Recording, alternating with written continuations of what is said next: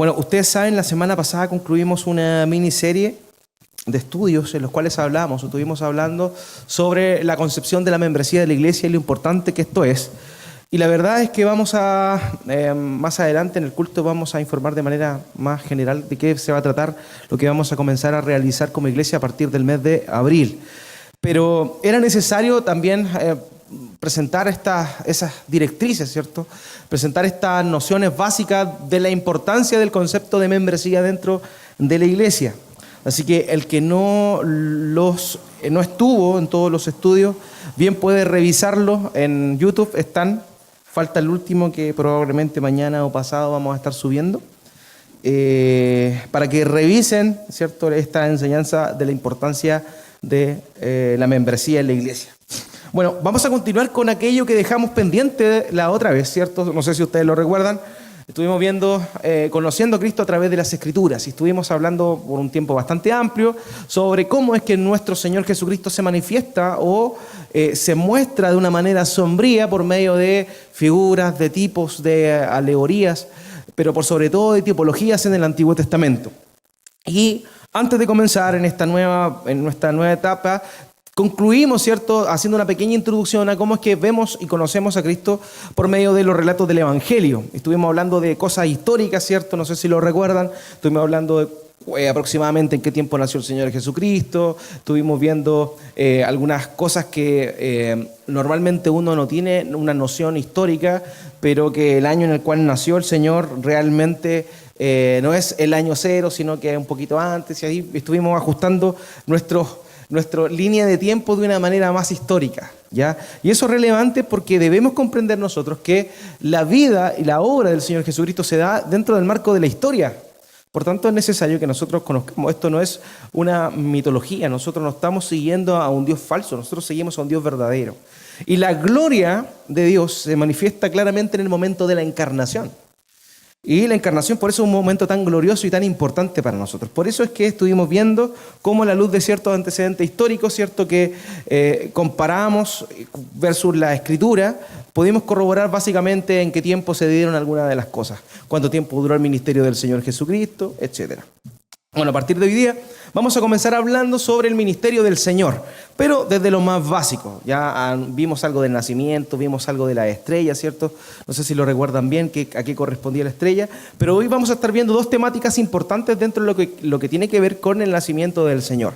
En primer lugar, la importancia de una concepción virginal, ¿ya?, que esa es una de las bases de la teología cristiana, ¿ya? Vamos a ver por qué es necesario que haya un nacimiento virginal y también por qué en realidad es más importante el concepto de la encarnación que desde la misma perspectiva del nacimiento virginal del Señor Jesucristo. Y el otro problema que vamos a estar viendo, o más que problema, más bien vamos a estar haciendo una pequeña conciliación en algo que se da en dos relatos de los evangelios, que ustedes conocen bien, son las genealogías. ¿Cierto? Tanto en Mateo como en Lucas se presentan genealogías acerca de la procedencia del linaje del Señor Jesucristo. Sin embargo, tanto la genealogía de Lucas como la de Mateo presentan ciertas diferencias. Entonces vamos a estar viendo nosotros cuáles son básicamente esas diferencias y si realmente hubo un error deliberado o más bien estas tienen una conciliación que no se contradice la una de la otra. Vamos a estar viendo básicamente esos dos problemas el día de hoy, o más que bien esas dos temáticas más que problemas, el nacimiento virginal y las genealogías.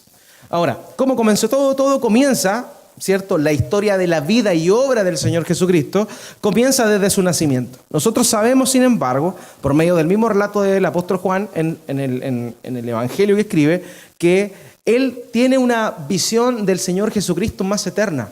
Él habla de que en el principio era el Verbo. Entonces, nosotros tenemos que entender bien que el Hijo de Dios existe desde la eternidad, junto con el Padre. No hay un momento en el cual el Hijo llegó a existir, porque hay algunos que tienen una pequeña problemática sobre ese punto. Algunos piensan que verdaderamente el Hijo de Dios no es coeterno junto con el Padre, sino que en un momento tuvo origen. Pero nosotros debemos comprender que en realidad el Hijo y el Padre son coeternos. La historia del Hijo no comienza cuando Él es concebido en María por medio de la obra del Espíritu Santo. No, Él es eterno. Él es eterno. Algunos creen, como les comentaba, tienen este problema de decir que probablemente el Hijo fue lo primero que el Padre creó. Y esa es la visión que tienen, por ejemplo, los testigos de Jehová. Los testigos de Jehová piensan que Jesucristo es el primer creado y no el primogénito, entendiendo como el primero, el único en su clase de la creación. Entonces, es necesario que nosotros comprendamos eso. La historia del Señor no comienza en su nacimiento, es desde la eternidad. Por eso el apóstol Juan comienza diciendo esa premisa tan importante. En el principio era el Verbo, y el Verbo estaba con Dios, y el Verbo era Dios. Hermanos, no puede haber un padre sin un hijo. No sé si se entiende la lógica. Por tanto, son coeternos, tanto el Padre como el Hijo. No puede haber un hijo si no hay un padre.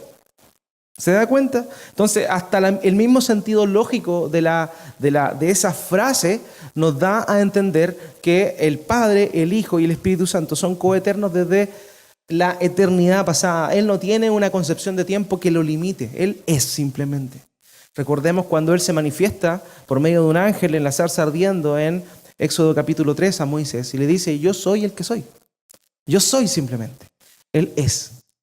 Y esa idea tiene una idea tanto de pasado, como yo fui, presente, yo soy, y yo seré en la eternidad.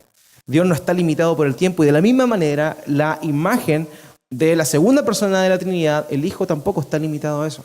El Hijo es coeterno junto con el Padre. Sin embargo, la voluntad de Dios dispuso que en un momento en la historia Él naciera de una mujer, ¿ya? Y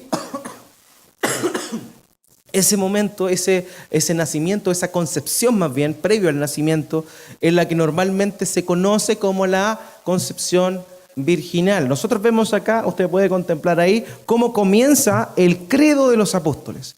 Esta es una tradición muy antigua, ¿cierto? Que las iglesias que son más históricas, como la luterana, la anglicana, incluso algunos presbiterianos también citan esto cada vez que se reúnen.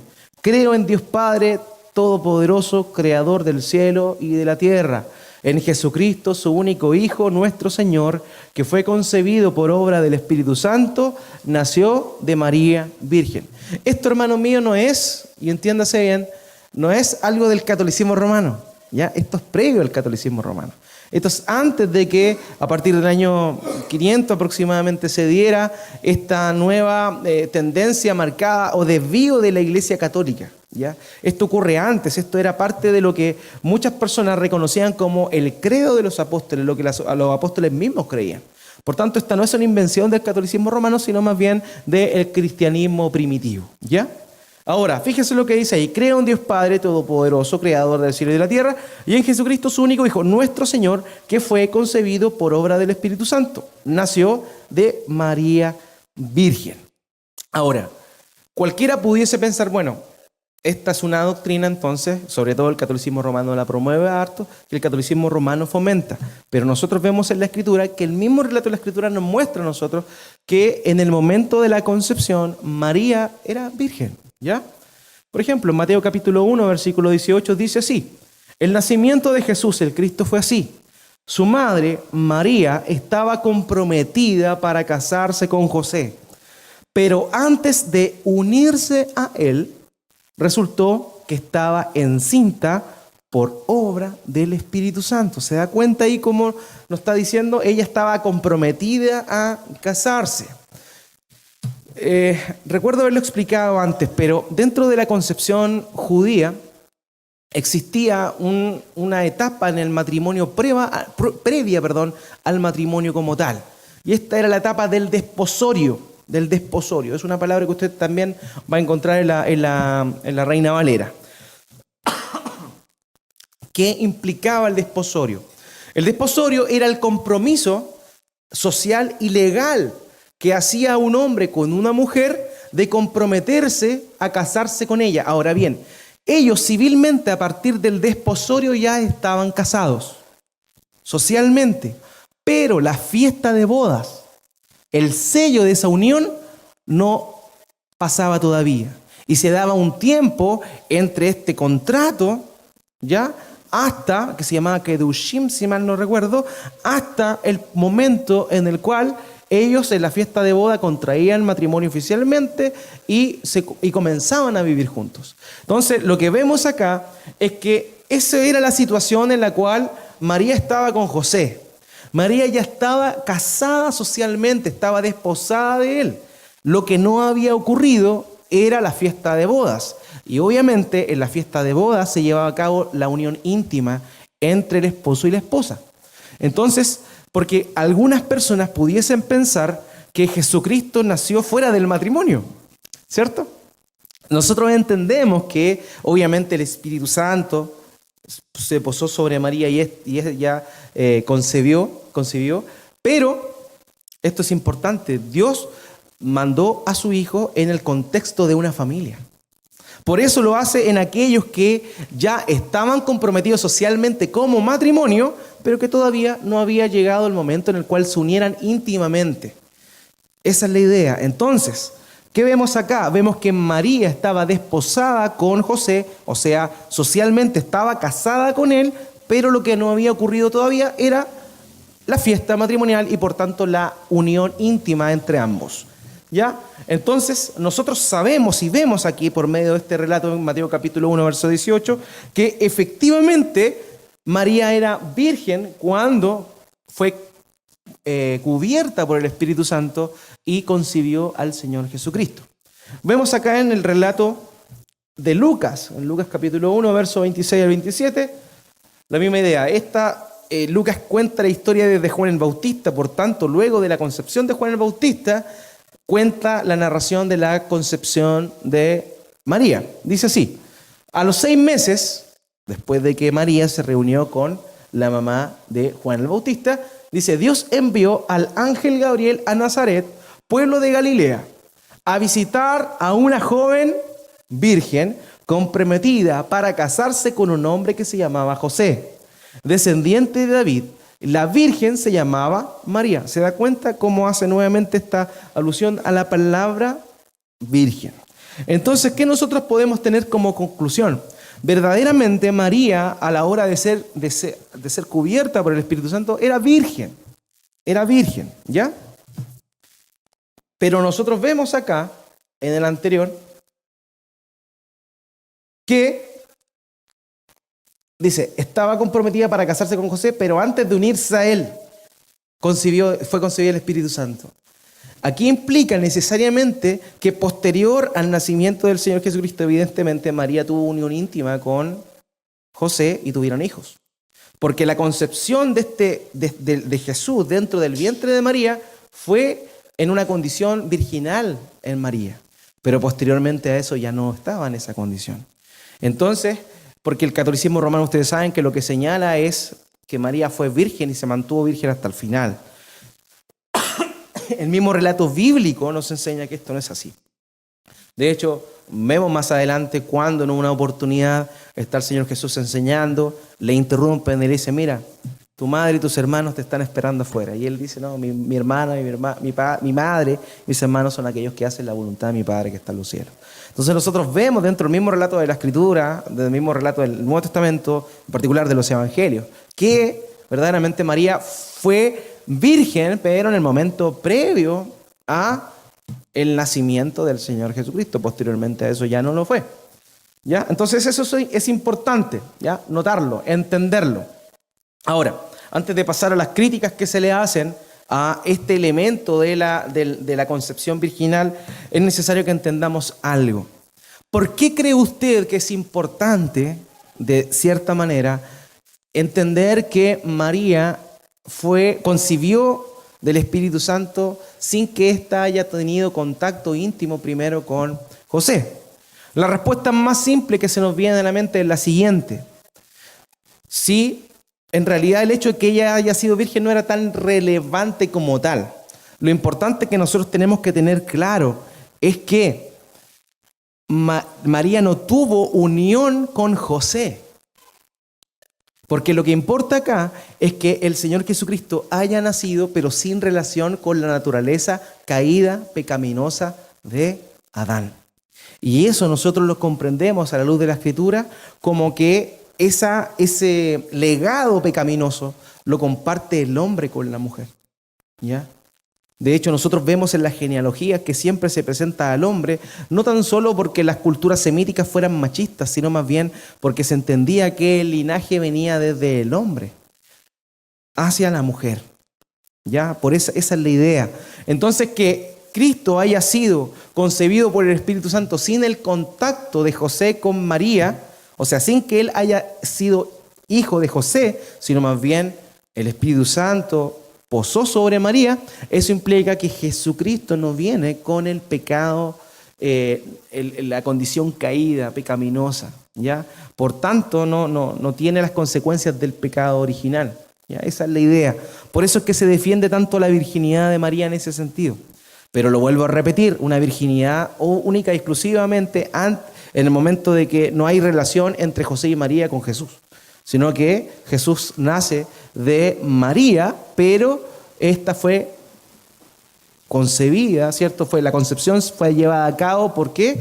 Por el Espíritu Santo. Esa es la idea, ¿ya? Ahora hay gente que, ustedes saben, critica todo, sobre todo aquellas personas que tienen una perspectiva más racional, y no significa que el cristiano no sea racional, el cristiano es racional, debe ser racional, ¿ya? Pero hay cosas evidentemente que están fuera de nuestras capacidades intelectuales. ¿Por qué? Porque nuestro Dios supera en creces nuestra sabiduría, ¿cierto? O cuán profundas son la sabiduría y la riqueza de Dios, dice ahí el apóstol Pablo en los Romanos capítulo 11. Nosotros no podemos entender el consejo de Dios, no podemos comprender la sabiduría y el poder de la plenitud.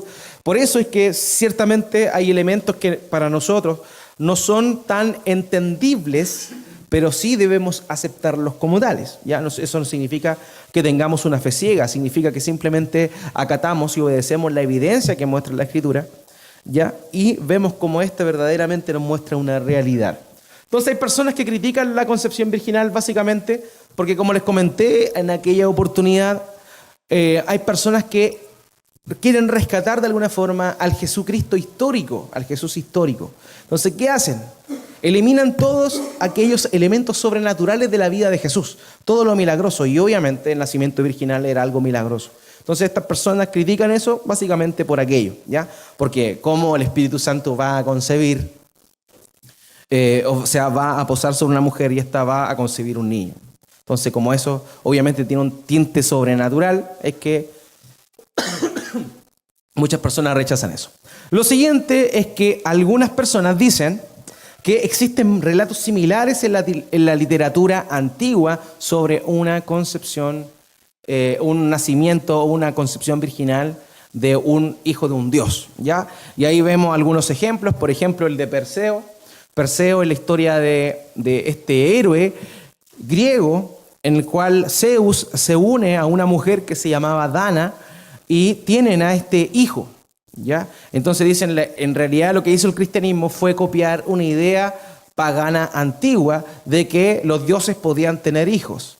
Entonces, de alguna manera tratan de quitarle el piso o el cimiento a la concepción virginal o al hecho de que Dios es mismo quien concibe por medio del Espíritu Santo a Jesucristo en María, ¿ya? Entonces dicen, no, en realidad esto es una copia de los mitos antiguos, de los mitos de otras religiones.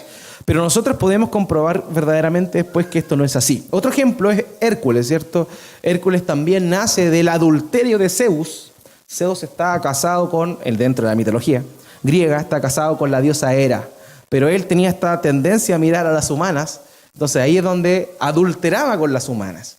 Se da cuenta la diferencia sustancial que existe entre el relato de la Biblia, de cómo es que Dios concibe a un hijo plenamente humano, a cómo es que la mitología muestra esta unión entre Dios y hombres. Hay un abismo de diferencia, ¿ya? Entonces tenemos estos dos ejemplos, Perseo y Hércules. Hay algunos que han sacado por ahí que Mitras también era lo mismo, que Horus era lo mismo, pero la realidad eso históricamente está totalmente desechado, nunca ha sido así. Simplemente fueron personas malintencionadas que teniendo quizá un grado de reconocimiento a nivel académico, simplemente dijeron esas cosas. Y ustedes saben que cuando alguien especialista en algo dice algo, las personas tienen la tendencia a creer ciegamente lo que ese especialista está diciendo. Entonces, todo eso del dios Mitras, de Horus y todas esas cosas son en realidad mentiras, no son reales porque no hay ningún elemento histórico o arqueológico que corrobore que esto haya sido así. ¿Ya? Continuamos entonces. Entonces, la defensa de la concepción virginal. La historia griega, hermano mío, señalan una actividad sexual entre la divinidad y una mujer. Por tanto, no hay virginidad en la concepción. Y esto es importante. ¿Por qué? Porque María era virgen cuando el Espíritu Santo posa sobre ella. No hay un acto sexual entre el Espíritu Santo y María. No hay un acto sexual entre el Padre y María. No, lo hay. A diferencia de lo que nosotros vemos en la mitología griega, en donde sí, efectivamente, hay un acto sexual. Como hay un acto sexual, obviamente no hay virginidad. En cambio, lo que nosotros vemos en la Escritura es que esa virginidad no es corrompida producto de que no hay la unión que Dios hace para engendrar al Hijo en María no es sexual, sino que es asexual. ¿Ya? Por eso dice ahí abajo, el relato bíblico es asexual, no como el actuar de Zeus, quien fue seducido por una humana y en un acto de lujuria se une con ella. ¿Se da cuenta entonces cómo es que es tan diferente la concepción de las mitologías antiguas con la definición o con la perspectiva de lo que la Biblia nos está mostrando acá? ¿Ya? Entonces eso es relevante que nosotros lo comprendamos. Ahora bien, algunos sacan este maravilloso pasaje, ¿cierto? Isaías capítulo 7, versículo 14, como defensa de lo que acabamos de hablar aquí, de la concepción virginal de María. Isaías 7:14 dice, por eso el Señor mismo le dará una señal. La Virgen concebirá y dará a luz un hijo y lo llamará Emmanuel. Entonces aquí algunos dicen, bueno, te das cuenta, dice virgen ahí. La verdad, hermanos míos, es que honestamente nunca fue la interpretación que se le dio a ese pasaje. ¿Ya? ¿Por qué? Porque la idea de esa palabra virgen en el hebreo es alma. Y esa palabra, alma, significa mujer joven, la cual podía ser virgen o no podía ser virgen. Por tanto, este pasaje que acabamos de leer no es una apología al hecho de que María haya tenido que ser virgen, sino más bien una mejor traducción sería una joven concebirá y dará a luz. ¿Ya? Esa es la idea original de ese pasaje. La idea de virgen fue tomada de la traducción de la Septuaginta, que es una traducción del griego del Antiguo Testamento. Y ahí aparece esa palabra partenos en griego que implica virginidad, ¿ya? Pero en el hebreo no da esa idea de virginidad, sino más bien lo que resalta es el estado de juventud de la mujer que concibe a este niño. ¿Ya? Eso es relevante, eso es muy relevante que nosotros lo comprendamos. Por tanto, ¿qué pasa después? Con el tiempo la iglesia comprendió que este pasaje se refería a, obviamente, la concepción de María, y nosotros con el tiempo ya entendimos que se refería a la virginidad, pero no hablaba de la virginidad, sino más bien de la juventud. Pero que este pasaje no signifique eso, de ninguna manera quita el hecho que nosotros corroboramos en el relato del Nuevo Testamento de que efectivamente María era virgen en el momento de concebir. ¿Ya? Entonces, simplemente esto es como para dar una noción clara y no confundirnos, porque no es un buen elemento citar Isaías 7:14 para decir que María era virgen. Pero sí, Mateo capítulo 1, verso 18 y Lucas como lo vimos ahí en el capítulo. Entonces, esa es la idea de esto. Ahora, el judaísmo después, en la época de los apologistas, estamos hablando del siglo II, III, inventó para contrarrestar esta enseñanza de que Jesucristo no había tenido contacto con varón, sino que María era virgen. ¿Qué es lo que hizo el judaísmo? Contrarrestó esta enseñanza dando vuelta un poquito y utilizando la palabra griega partenos, que implicaba virgen. ¿Y qué es lo que ellos enseñaban? Ellos enseñaban, los judíos que obviamente no creían en Cristo, enseñaron que la verdad es que Jesucristo fue hijo de un soldado romano que se llamaba Pantera o Pandira.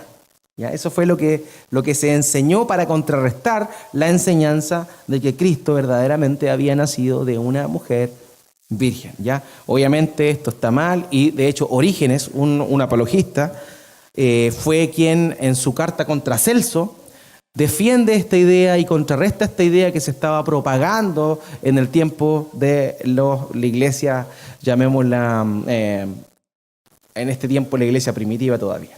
¿Ya? Entonces, esa es la idea. El contraataque del judaísmo fue decir, no, en realidad Jesús no nació, no fue concebido el Espíritu Santo, sino más bien ahí hubo una relación, llamémosla ilegal, donde un acto de adulterio, donde María en realidad estuvo con un soldado romano que se llamaba Pandira. Entonces, para que pasara piola esto, dijeron que había concebido del Espíritu Santo. Muy parecido la idea, para que lo llevemos a nuestro plano. En Chiloé, en la antigüedad, había un mito, el legendario Trauco. ¿Qué pasaba cuando una mujer quedaba embarazada y era madre soltera? La embarazó el Trauco. Esa era como la idea de lo que estos judíos querían hacer. Como decir que en verdad inventaron que el Espíritu Santo había sido quien había posado sobre María, sino más bien fue para tapar un acto de infidelidad de María. Pero nosotros sabemos que esto no es así. Pero es necesario que lo conozcamos, hermano, porque son ataques que de pronto alguien los va a conocer y nos pueden decir. Nosotros tenemos que estar preparados para dar respuesta ante aquellas situaciones. ¿Ok? Entonces, eso es lo primero. Ya hablamos de la concepción virginal, la importancia que tiene esto.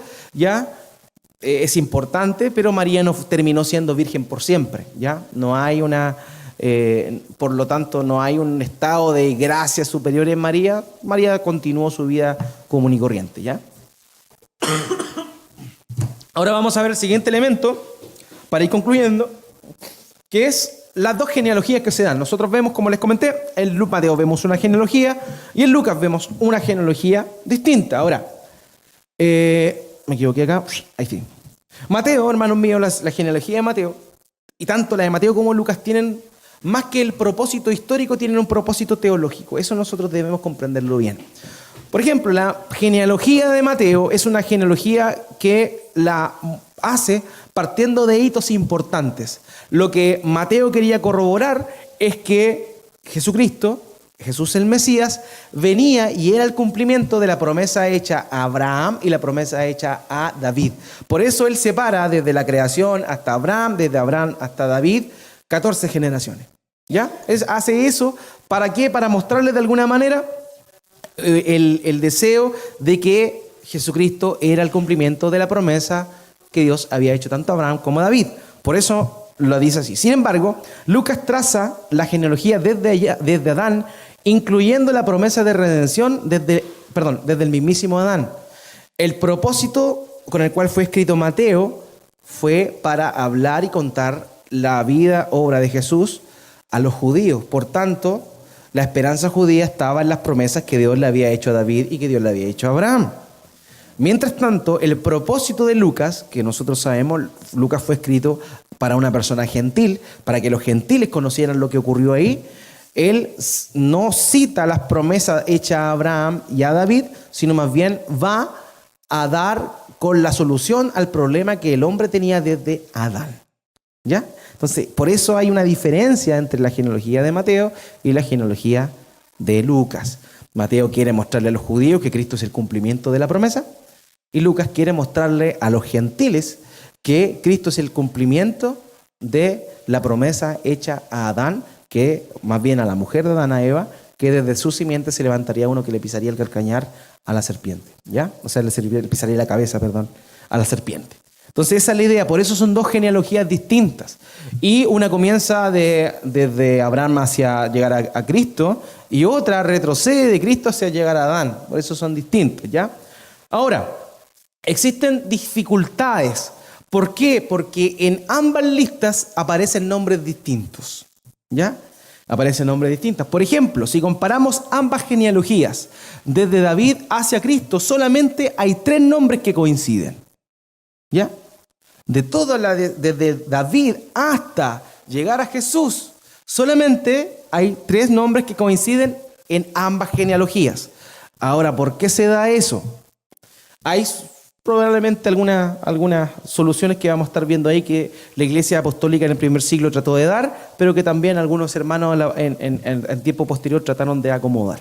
Y vamos a ver realmente cuál de estas posiciones es más creíble o tiene mayor asidero, siendo que no tenemos seguridad plena, pero sí tiene más sentido, ¿ya? Entonces Mateo sigue la línea de Salomón. Esta es la diferencia. Mateo sigue la línea de Salomón, mientras que Lucas sigue la de Natán. Explico esto para los que no saben. Básicamente, la diferencia que existe entre las genealogías que aparecen en Mateo y en Lucas viene en el descendiente de David por el cual sigue la línea. David tuvo varios hijos, ¿ya? La genealogía de Mateo sigue a Salomón, después de David, Salomón, mientras que la genealogía de Lucas, después de David, sigue a su otro hijo que se llamaba Natán. Entonces ahí hay una bifurcación en el sentido de ambas genealogías. Entonces, Mateo sigue la línea de Salomón, mientras que Lucas la de Natán. Ahora, Julio Africano, en el 220 después de Cristo, propuso lo siguiente, que Mateo ofrece el linaje real de Jesús. Por eso menciona a Salomón, ¿ya? Para decir que Jesucristo era el descendiente de Salomón. Por tanto, era el que tenía que estar en el trono de David, ¿ya? Esa es la idea, por eso Julio Africano decía eso. Mientras que Lucas, esto es lo que pensaba Julio Africano, registra el linaje sacerdotal de Jesús, también a través de José, ¿ya? Entonces, este hermano trata de conciliar las diferencias que existen, diciendo, bueno, en realidad lo que Lucas quería hacer era mostrar que Jesús tenía una descendencia sacerdotal, mientras que Mateo quería demostrar que él tenía una descendencia real. Y recordemos que el oficio de Cristo, ¿cuál es? Oficio de rey y oficio de sacerdote. Entonces, de alguna manera, eso era lo que quería comprobar, ¿ya? Esta es la idea, ¿se entiende? Muy bien. Esto es lo que este hermano propuso. Sin embargo, Juan Calvino y Gresham Machen después modificaron esta teoría sumándole un hecho importante, que hay una diferencia, por ejemplo, entre las personas que están más cercanas a José. Entonces, habla de dos personas distintas en ambas genealogías. En una se habla de Jacob como el padre de José y en otra se habla de Elí como el padre de José. Entonces, ¿cómo los hermanos conciliaron esta idea? Juan Calvino y Gresham Machen dijeron lo siguiente. ¿Se acuerdan de la ley del levirato? La ley del levirato decía que cuando un hombre se casaba con una mujer, pero este hombre no pudo tener hijos con esta mujer y este hombre moría, el hermano de él debía casarse con la viuda y los hijos que tuviera no serían hijos de sí, sino del hermano que falleció. Esa es la ley del levirato. Entonces Juan Calvino y Gresham Machen propusieron esto para conciliar estos dos nombres distintos, Jacob y Elí. Ellos dijeron, bueno, en verdad estos eran hermanastros, entonces cuando Elí muere, Jacob toma la ley del levirato y toma a esta mujer y finalmente por eso aparecen y hay diferencia entre estos nombres, ¿ya? Entonces son las dos posturas que básicamente lo que hacen es decir que conciliar ambas ideas. Ahora, las dos posturas lo que señalan es que el linaje que aparece tanto en Lucas como en Mateo es el linaje de José, ¿ya? Pero nosotros sabemos que José no es el padre biológico del Señor Jesucristo, ¿ya? Sin embargo, hay otra teoría que a mi modo de ver creo que es la más sustentable, que es que en realidad Mateo nos muestra la genealogía de José, mientras que Lucas nos muestra la genealogía de María, ¿ya? Y eso tiene más sentido, ¿ya? ¿Por qué? Porque en el mismo texto, en Lucas capítulo 3, 23, por ejemplo, dice, Jesús tenía unos 30 años cuando comenzó su ministerio. Era hijo. Y aquí algunos lo traducen sin paréntesis, pero la idea del texto griego da a entender que hay un paréntesis aquí, por la forma en la cual está escrito. Dice, según se creía de José, hijo de Elí. Entonces algunos dicen, bueno, está hablando del hijo de José, porque según se creía hijo de José. Pero algunos entienden que esto más bien es un paréntesis, que no tiene relación al listado de personas que va a comenzar a decir más abajo. Entonces, lo que está hablando aquí es la descendencia por parte de María, porque en rigor Jesucristo era hijo de María, no así de José, ¿ya? También hay otra idea que no puse en los versículos, pero que básicamente se los quiero comentar. La genealogía que nosotros vemos en Mateo no permite que Jesucristo sea el Mesías. ¿Por qué? Porque dentro del linaje que aparece ahí, aparece una persona que se llamaba Jeconías. No lo vamos a revisar, solamente quiero que lo sepa. Usted anótelo por ahí y en su Biblia lo corrobora. Jeconías. Y Jeconías había sido maldecido por Dios. Y la promesa y la maldición que Dios le dio a Jeconías era que ninguno de sus descendientes se iba jamás a sentar en el trono. ¿Ya? Entonces, si la genealogía de Mateo fuese ya la genealogía de María, obviamente, entendiendo esa maldición, Dios no se niega a sí mismo, no, de ninguna manera el Señor Jesucristo podía haberse sentado en el trono, porque no sería el Mesías. ¿Ya? Mientras que la genealogía que nosotros vemos en Lucas no aparece Jeconías.